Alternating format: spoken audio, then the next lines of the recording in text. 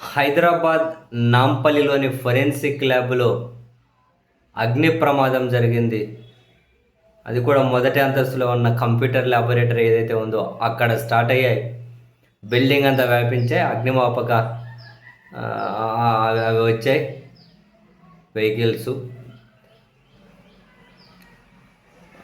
Control చేస్తూ ఉన్నాయి.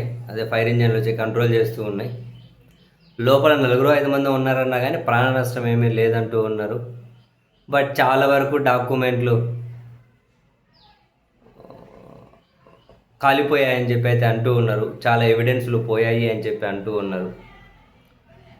పోలీసులు మాత్రం నష్టం ఏంటి ఎంత అని అంచనా వేయాలంటే ఫస్ట్ మంటలు పూర్తిగా అదుపులోకి వచ్చిన తర్వాతే తెలుస్తుందని చెప్పి అయితే హైదరాబాద్ పోలీసులు చెబుతూ ఉన్నారు.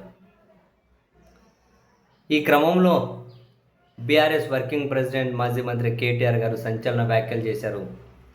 ఓటుకు నోటు కేసులో ఆధారాలను తగలబెట్టేశారు అన్నారు కేటీఆర్. ఓటుకు నోటు కేసులో ఉన్న ఆధారాలు, కీలకమైన వాయిస్ మెసేజ్లు, ఈ డాక్యుమెంట్స్ ఇవన్నింటినీ కూడా తగలబెట్టేశారు అని చెప్పి కేటీఆర్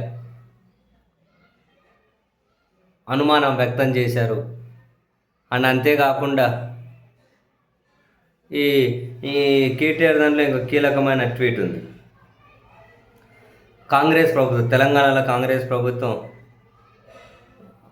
కొన్ని కేసులలో ఫేక్ ఎవిడెన్స్లు క్రియేట్ చేశారు, వాటిని కూడా తగలబెట్టేసినట్లున్నారని. I'm guessing the voice recordings of the famous vote for note case and trying to cover up for lack of evidence in కుక్కడ పొలిటికల్, అంటే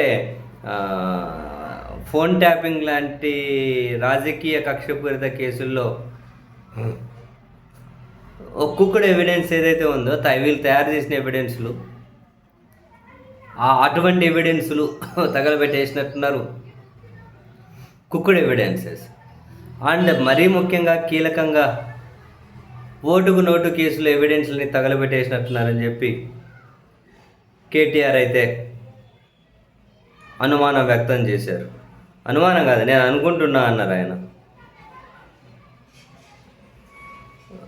వరుసపెట్టి బీఆర్ఎస్ ట్వీట్లు చేస్తూనే ఉన్నారు. ఎంటైర్ ఫోరెన్సిక్ ల్యాబ్ బర్నింగ్, మొత్తం కాలిపోతుంది ఫోరెన్సిక్ ల్యాబ్ అంతా. What evidence are you arising అని చెప్పి వాళ్ళు అడుగుతూనే ఉన్నారు బీఆర్ఎస్. నిజంగానే ఫోరెన్సిక్ ల్యాబ్ అంటే చాలా చాలా కీలక డాక్యుమెంట్స్ ఉంటాయి. మరి ఏం తగలపడిపోయావో, ఏమి ఎవిడెన్స్లు పోయావో, ఏం నష్టమో తెలియాలంటే కాస్త టైం పడుతుందని పోలీసులు అంటూ ఉన్నారు.